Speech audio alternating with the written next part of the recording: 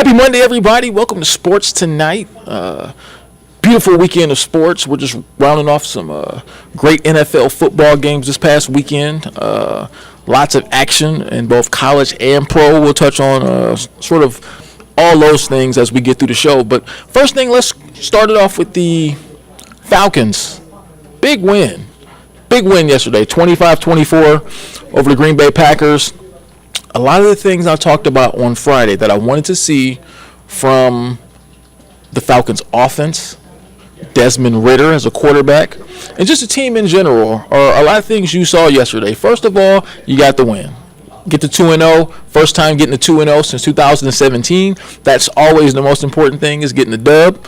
But even beyond that, I think I saw a lot of what we talked about last week when we said, when we saw Desmond Ridder in that first game of the season, you saw Drake London not really get very many targets his way. You saw Kyle Pitts only get a couple catches. It just sort of left you wondering a lot about there was a lot to be desired about the Falcons offense and kind of what you wanted to see with all those really good targets around them. Bijan in the backfield. A lot of good targets around Desmond Ridder, and it seems like the offense is, I don't know if it's the coordinator or Arthur Smith, sort of had the kid gloves on Desmond Ridder. Seems like they were really scared to really let him just rip it and really let him step up and go downfield. But yesterday against the Green Bay Packers, they had no choice. They got down in that game by a couple scores, and I think that was a perfect situation to see what Desmond Ridder could do when sort of things were stacked against him. They got down late in the third quarter, and the fourth quarter totally belonged to the Falcons. I mean, they were able to move the ball effectively. They got stops on defense, but I think when you saw that touchdown before the half with Desmond Ridder throwing the touchdown pass to Drake London, and with some of those drives in the second half, you saw a lot of what they feel good about when it comes to the second-year quarterback. He showed a lot of fire, a lot of grit, a lot of emotion in that game yesterday. He showed the ability to take care of the football. Did throw one interception, also threw a touchdown pass, but that was the first time I really saw Desmond just sort of. And I'm not even going to say Desmond. That was the first time I saw the team, the offense as a whole, Arthur Smith, offensive coordinator. That was the first time I really saw them really just let Desmond be Desmond and go out there and let him grow up as a quarterback. And I feel like he did that. Bijan Robinson in the backfield with just 19 carries, 124 yards. He's the ultimate playmaker back there. He's pretty much everything you thought and hoped that he would be in the backfield. Really gave the Packers a lot of fits. They just really didn't seem to have a clue on how to defend him. And then the defense coming up with a key stop late. Remember, when Koo hit that field goal, there was about a minute left in the game. That gave a lot of time for Green Bay to be able to drive down the field, but the defense put the clamps on them. The pass rush was able to get there, bother him a little bit. The secondary did their job, and really just a tremendous overall team win yesterday to get to 2-0. Look, I mean, if you start the season with a couple home games, it's always nice to win a couple of them. But coming to this game, I knew it would be a really good test against a pretty good Green Bay Packers football team with a young quarterback as well, who was playing well heading into this second game of the season. He played pretty well yesterday, but I think that he threw 3 more touchdown passes. But I think the key is when the Falcons defense needs to get off the field and get a stop late in the game, they were able to do that, and more importantly, get the W. So good for the Falcons yesterday. Kind of a crazy day in the NFL yesterday. I won't even say a crazy day. I'll say more of a revealing day. First guy on my mind is from a lot of NFL action yesterday is Atlanta native, former Harrison High star, Justin Fields with the Chicago Bears. And like I say, I'll be transparent. I'm an Ohio State Buckeyes fan, being from Ohio. And so I'm really rooting for Justin Fields to have some success, right? It's been rough, man. It's been rough when you think about what his time in Chicago has been like these last 3 years. I mean, obviously a couple different coaches. And there comes a point, and I think we're almost there for Justin Fields, right? There comes a point to where you have to start wondering if it's him, right? I mean, the head coach has changed. They got rid of Matt Nagy. They have a new head coach last couple years. And so then last year the reasoning was, okay, well, he doesn't have enough targets around him. He doesn't have enough good receivers around him. So they go out and get DJ Moore. DJ Moore's been a 1,000-yard receiver 3 times in Carolina. So he's a upper echelon receiver. So they went out there and they really spent their offseason trying to give Justin Fields all he needed to be able to have success. I mean, and make no mistake about it, they were all in. The Bears had the number 1 overall pick. They felt comfortable enough to trade out of that because they thought if we get an adequate amount of support around our quarterback, around Justin Fields, he can be the best version of himself. As a passer, we already know Justin Fields can run with the football. He's proven that. But I think what he needed to prove this year is, can he throw the football? Can he beat you with his arm as well as his legs? That's how you take the step from being where he is now to maybe being like a Jalen Hurts. Look at the development Hurts had within a couple years, as far as his development being able to throw the football downfield. And I got to say, so far with Justin Fields, that development just hasn't been there. If anything, he may have gotten worse from where he's been, from where he was last season, being able to throw the football. Just when you look at some of those bizarre plays yesterday in their loss to the Buccaneers, I mean, there were situations where a lot of the TV replays and everything, they froze it, and there were, on some plays, a couple guys that were wide open downfield, and Justin just seemed really hesitant to throw the football for whatever reason it's been. Maybe he's just not seeing it quick enough. Maybe he's just not seeing it well. Maybe he doesn't have a high comfort level with the offense, which I didn't think would be a problem because it was the second year in that offense. At some point, the folks in Chicago have to look at Justin and wonder, is he the guy at the quarterback position? Because look, let's be real. Nobody goes into, especially when you're a first-round pick as a quarterback, very few times do you go into an ideal situation, a situation that's totally ideal. A really good offense, great targets around you, great head coach, great offensive line. Because if the team was that good, they probably wouldn't be looking for a quarterback in the first round. So I think it's reasonable to expect that the Bears brought in Justin Fields for him to help them get to where they wanted to be, not necessarily the other way around. When you're a top-notch first-round pick quarterback, the idea is you're supposed to be the reason that offense gets where is trying to go one day. You're supposed to be the guy to help elevate that team and elevate your teammates around you, not the other way around. And so with so many of the excuses I've heard with Justin Fields is he didn't have adequate enough help around him. He didn't have the head coach. He didn't have the offense around him.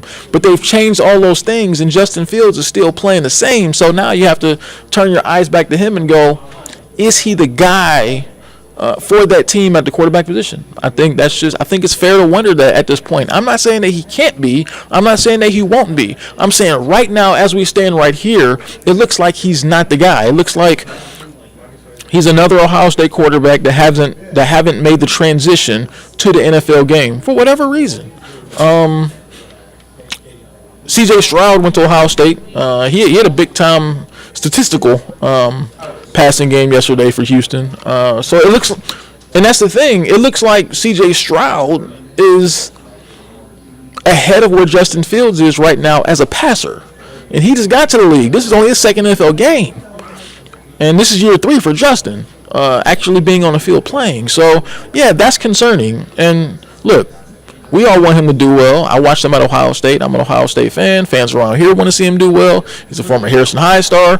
People want to see him succeed. I think people genuinely like Justin Fields, but he's not giving them a lot to work with right now. So we'll sort of see how that situation goes with Justin. Let's hope at some point, for his sake, he can turn it around and become the quarterback that his team needs him to be. But we'll see, because so far he hasn't been that. Boy, how have things turned for the Jets? I mean, 4 plays into his New York Jets career, Aaron Rodgers goes down with the Achilles injury, and then Zach Wilson has to take over. And I watched that game that they played against the Cowboys yesterday. Zach Wilson is 1,000% better served as a backup quarterback. I mean, sometimes you have to look at it. Sometimes you have to look at a guy and go, the ability just isn't there. Your ability is your ability. When you watch Zach Wilson, he just doesn't have it. I mean, we've seen enough of him on the football field for the Jets these past couple seasons. They thought maybe the influence of Aaron Rodgers coming in would help him turn into a better quarterback. He'd see things better. Just by being around Aaron all that time, I guess they figured that would happen organically. It didn't happen. He gives you no chance. I can't imagine the Jets running him out there for the next 15 games and thinking things are going to change. I mean, he gives you no chance to win. I mean, just watching him yesterday, I know they're playing the Cowboys. The Cowboys are a very gifted defensive team. They have a lot of talented players on defense. Micah Parsons, I mean, that dude looks like he's the next Derek Thomas or Lawrence Taylor out there. I mean, he's a tremendous pass rusher. So, yeah, that was a really tough team they were going against yesterday. But make no mistake about it. I mean, Zach Wilson ain't it. I mean, I think we know that by now. He is not the answer, and I just can't imagine they're going to run him out there for 15 more games this season and expect to win. It's not going to happen. I don't see that team winning more than 5 or 6 games with Zach Wilson as their quarterback. Monday Night Football tonight. We got the Cleveland Browns tonight visiting Pittsburgh to play the Pittsburgh Steelers. Kind of an exciting game when you look at how the Browns played in Week 1. They dominated the Cincinnati Bengals in that opening game, 24-3. So, and Pittsburgh looked really bad in their opener against the 49ers. I mean, they got dominated in that game.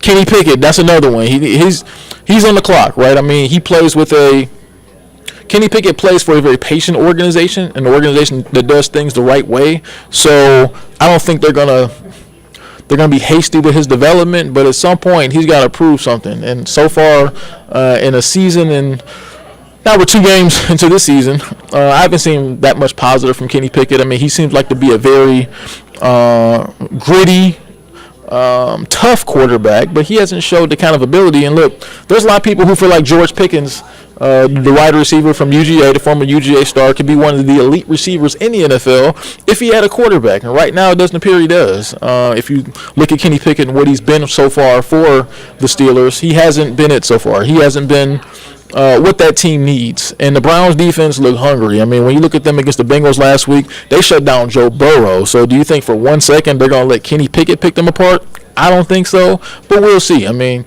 I think we're going to see a heavy dose of Nick Chubb run the ball against that team. Deshaun Watson didn't play great in Week 1. Wasn't fabulous, but played winning football. He played enough good winning football for them to win. I think that's all they really need. The Browns are a very talented team on both sides of the ball. They have one of, if not the best running back in the NFL, and Nick Chubb back there. You have targets like Amari Cooper and a really strong offensive line, really good defense. I mean, I don't think Deshaun Watson needs to be great on a regular basis. I don't think he'll need to be great tonight, but I think what they'll need out of him is good, strong, competent quarterback play. If they get that, the Browns are the kind of team that I believe can win 12 to 13 football games this season. But we'll see. So let's go hit up some college real quick. UGA this past weekend. Look, I will admit, I sat here and did this show last week, and I was like, look, this is going to be another blowout for UGA. They aren't going to have a problem here. And then I look up, and I'm like, they down. They were down, 14-3 at the half, and then obviously they made a furious second-half rally to get back into that game. Their defense toughened up. I don't know what Coach Smart said to them in the locker room at halftime. It was something good because they came out being a very different team in the second half of that game, and they really stepped it up. I mean, they really got back to what makes UGA so special, their ability to run the football. Carson Beck been very, very certainly above average so far as a quarterback. I think he's played good football. And that was a hard-fought SEC football game. I mean, make no mistake about it. I don't look at it as a bad thing that UGA played a close game against South Carolina, because South Carolina, they've got talented players. Look, their quarterback was a former 5-star quarterback in Spencer Rattler. So that's a team that has some players, they have some ability, and they came in ready to play. Their coach Beamer, he had those guys ready to go from the start of that game. And I think maybe UGA wasn't ready to go from the start of that game, but they went to the locker room, figured things out, and came back, and it was a whole different team in that second half. But I think that's the kind of game that UGA needed, because if you blow everybody out throughout the course of a season, oftentimes you might lose your focus. You know, maybe the guys start smelling themselves a little bit, and they may not come with the right focus in the big games when it counts. So I think having a game like that against a SEC opponent, a tough, hard-fought SEC win, and a weather game, there was a little bit of rain coming down there too, that was the kind of game that really tests your character, to let you know where you're at. And I think that's what we saw from UGA in that game. And they tested well, because they came out in the second half clicking, hitting on all cylinders. Their defense came out, played really strong, and they took care of that game. Now back to a very winnable game again this weekend as they play Trent Dilfers and his UAB squad. That's a game, once again, that's one of those games where they'll probably have an opportunity to work on some things because you're playing, obviously, an inferior opponent. So I think they'll take care of business, obviously, in this game. And then they'll get back to the SEC schedule and they'll be ready to go. But nonetheless, good win for them this week. Talking about good wins too, look, I can't leave today without talking about that Colorado Buffalo squad and Deion Sanders and the job he's done up there in Colorado. They're 3-0. They had a hard-fought win this past weekend too against Colorado State. And that game came down to the wire. That game went to overtime, and Colorado got it done there. Man, I just can't say enough about the job Deion Sanders has done with that program. And I'm not just talking about wins and losses, right? I mean, certainly winning get you recognition, especially a program that only won one football game last season. But when you see how Deion Sanders has transformed that program, it's been nothing short of amazing in just three football games so far this year. When you look at not just on the football field, yes, they've definitely been changed on the football field. He's brought in a lot better players. His name alone, his aura can help bring in the right amount of players. He brought his son in, a quarterback, most importantly, who's now kind of made himself into a top 10 draft prospect at the quarterback position. But he's brought in players around the quarterback. Obviously, Travis Hunter, who looks like a star.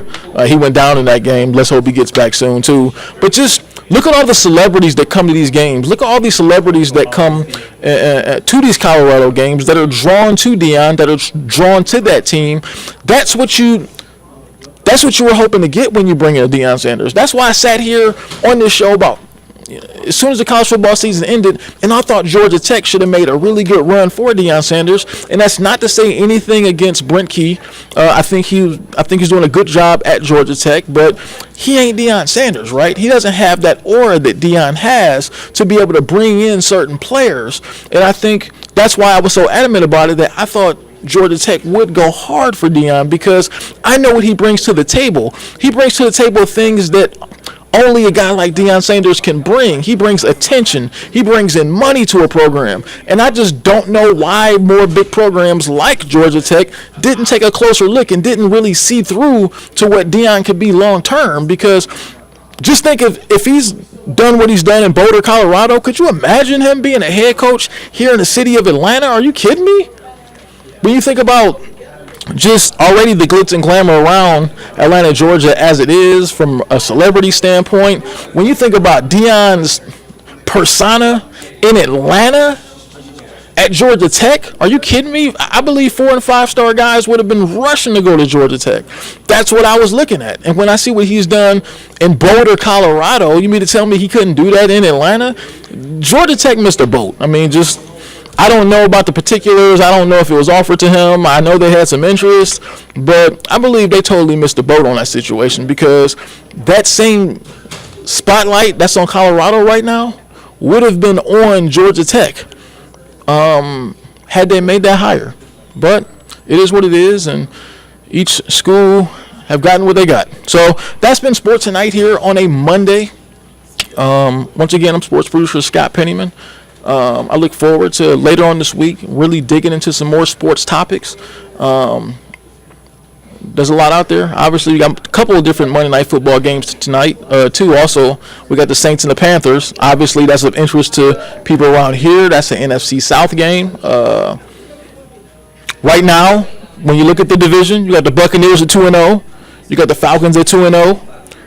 You have now the Saints. I believe they're trying to get to 2-0 as well. Panthers trying to get their first win of the season. So that should be a good one. So we'll be back at you tomorrow here on Sports Tonight, so we can sort of wrap up some more things and talk about all things that are sports in Atlanta and around the world. Take care. We'll see you.